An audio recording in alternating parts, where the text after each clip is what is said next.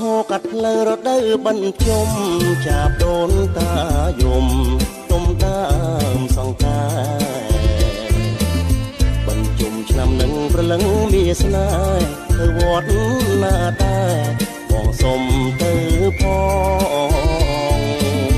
មិនមួយវត្តមនីមិនពីរវត្តថ្មីដល់មិនទី3ស្រីទៅជ្រោយដង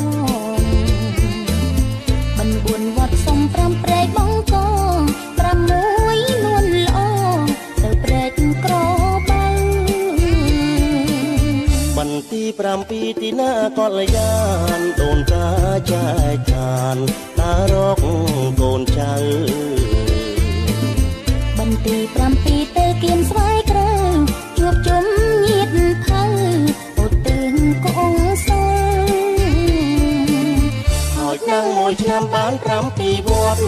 ដូនតាប្រាកដលោកក៏ទួលផលរួចហើយឲ្យបរៀងរាល់សូមកូនចៅស្គាល់សុខសាន្តរុងរឿ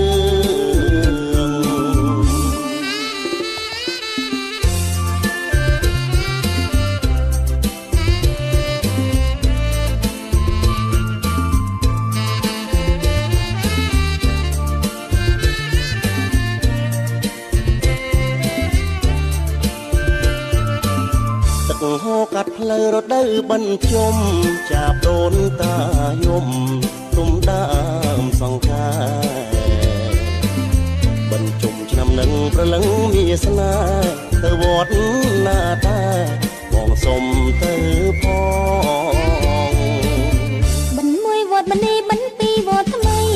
ដល់បន្ទី3ស្រីទៅជ្រោយដង4វត្តសុំ5ព្រែកបងកង6នួនល្អទៅព្រែកក្របើបន្ទី7ទីណាកលយានដូនតាចែកឋានតារកកូនចៅបន្ទី7ទៅគៀនស្វាយក្រៅជួបជុំញាតភៅឧទ្ទិសកូនសូ